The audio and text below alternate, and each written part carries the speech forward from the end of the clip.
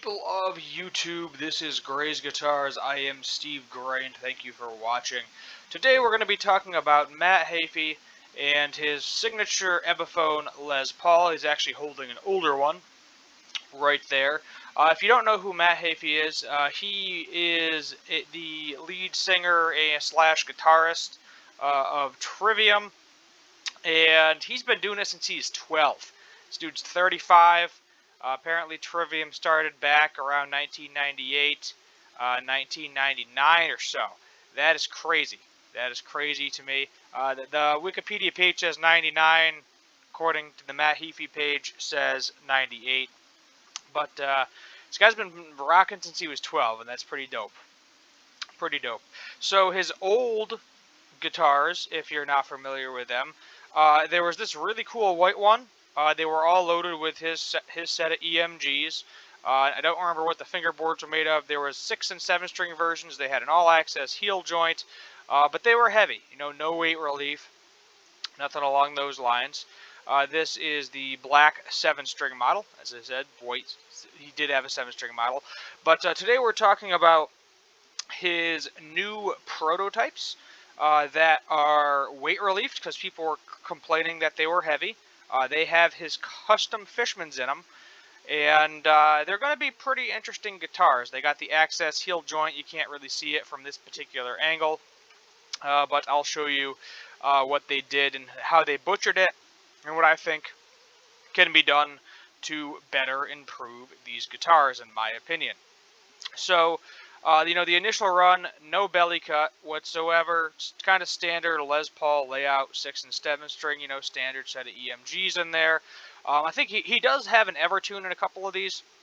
Not his signature model, obviously, it's going to be a really expensive add-on, so they didn't actually put them in these guitars, but keep in mind, here's actually a, where did it go? There was just an image of him with an guitar, with an Evertune, and I lost it. I think I clicked on this one. Yeah, right here. There we go. That is an Evertune bridge right there. If you're not familiar with that means, it basically means no matter what you do, that guitar is going to stay in tune for the foreseeable future. So this is version 1 of the prototypes. Let's see if we can get a better image. There we go. And you know, Fishman Fluences, ebony boards, both 6 strings, kind of the Epiphone custom, you know, if you will, similar to, he has a couple of Gibson Les Paul customs as well. That's what he's modeling these after. The only new images I could find was off of a stream / off of another YouTuber's video. So, Augafish, thank you. I am borrowing your content. So these are ebony boards, I believe. Going to have the Graphtec nut. Got the new Epiphone headstock, his signature set of Fishman Influence pickups, which they're not the ones that are in the Prophecy series. These are basically just Epiphone moderns, and that's basically it. They're just black with his little gold stripe on there. No standard 2-pneumatic bridge. I do like the way this looks, with the kind of the gold round knobs. These are all chromed out. You can't really see them here. The switch here, that's all gold out too. This is going to be black, obviously. But let's see if we can get some better angles here. Got the gold input jack as well. Speed knobs, who cares? His signature's on the back. They are locking tuners, which is pretty nice. It's nice to have locking tuners on a guitar. Let's see. The downside, so that's the access heel joint that I was telling you about. It's got the battery compartment, obviously. This is a heel joint that a lot of people like. This is the one thing, I think, for the high performance series of Gibsons that people really, really liked, the all-access heel joint. And then there's this atrocious thing called the modern heel joint. Let's see if we actually see it in one of these pictures that Augafish has here in his video. I don't want to play any of the audio. Here we go. This is the modern heel joint. So I really hate the Gibson modern heel joint. Let's just take a look here. Gibson modern heel joint. Let's see if we can get an image here. I spelled stuff wrong. Images.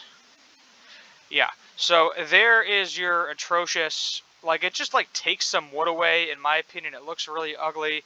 It doesn't really do anything for you. I mean, maybe you can get up to the 22nd fret, in this case 24th fret. I believe these have 24 frets. Let me take a look at some of his old ones here. I believe they're 24 frets. Let's see. There's 12, 13, 14, 15, 16, 17, 18, 19, 20, 21. Maybe they are only 22. I thought this was going to be a 24 fret guitar, but apparently it is 22. So yeah, 12, 13, 14, 15, 16, 17, 18, 19, 20, 21. Yeah, 22 fret guitar. I thought this was a 24 fret guitar. So that's another thing to complain about with these two. That I feel like they kind of make it up with the Gibson Prophecy. To a certain extent. And now I want to talk about the All Access. Let's see here. Heel joint. And this is the one a lot of people liked a lot better, I believe, if I am spelling this correctly. Let's see here. Access. Oh, Gibson Access. There we go. Let's just do that for you all for your viewing pleasure. So, as you can see, if I can get a better image up on the screen here, go away. This is all carved away. It's nice and even. The neck itself is thinner. It is just better, in my opinion. It is a better heel joint. It was on. Oh, here's a good image too, right there. So it's not like just like CNC machine where it's like nyeh. They actually took the time to kind of reshape where the neck goes to it. Nice belly cut right there too. So that's also kind of one of my little pet peeves is he should have stayed with the Access heel joint. I know Epiphone and Gibson want to show off. That's the new heel joint or whatever, the modern heel joint. They had to do something different, even though it was perfectly fine the way they had it before, in my opinion. I played one with the All Access heel joint. They feel great. Haven't played the modern heel joint yet, so I can't complain about it too much, but it just looks ugly. Also, no belly cut. You know, I mean, there's a lot of big dudes, including myself, out there. Give me a belly cut, my friend. You know, Matt Heafy, he's a pretty thin dude, so it ain't going to bother him whatsoever. But there's no binding on the back of this thing anyway, so there is absolutely no reason that there cannot be a heel joint on this thing. And, oh yeah, he's got a nice picture of it too. And then let's see, does he talk about the Access part of it? But I feel like, yes, because this is Matt Heafy's signature, it is going to sell out fairly quickly. These guitars are going to be worth a lot of money in the future, or at least a decent chunk of change. But then I just want to show you, let's see here, Epiphone, Prophecy, let's see what we got. Les Paul, 2020. Let's see if we got any images of the back of this thing. Yep. So here is the back of an Epiphone Les Paul Prophecy. So this has, you know, different. It's a different set of Fishmans, but it's still a set of Fishmans. Belly cut. This is also weight relieved, and guess what? These also have, to my knowledge, yes, they do, 24 frets. So why he decided to go with 22 instead of 24, why he decided not to do the belly cut, I do not know. This also, I don't know if it has stainless steel frets. That'd be really cool, though, if this was the first Epiphone to have stainless steel frets production run. I feel like he's the type of guy that would put that on his signature, and it would make sense. That might even sell to me alone, because that's the one thing that this would have over the Prophecies, because this is basically just an Epiphone Prophecy. It's a different color. You know, it's solid. It's a custom color. I will admit that. You know, it's either white or black. I kind of like what he did with the fretboard with this, but apparently these aren't coming back anytime soon. And I'm just curious, like, the price of these things right now. What are they going for? Oh yeah, look at that. Ooh, 1,200 bucks. You can't even find a white one. They're all black.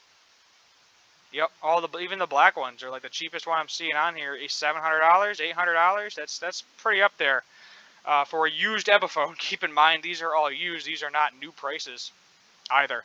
But let me know what you think in the comments down below. I mean, yes, it is a cool guitar. Yes, it has Fisherman Moderns in it. It's gonna probably be priced the same, roughly. I'm guessing. Probably, you know, the $899 range, right in there. Right in there, $899 range. That's my best guess. And there is a black one, so there is literally one to compare it to. minus the different color Fishmans. You know, there's a couple of different little changes, things along those lines. But let me know what you think. Comment down below. My name is Steve Gray. This is Gray's Guitars. Thank you for watching, and as always, have a good one.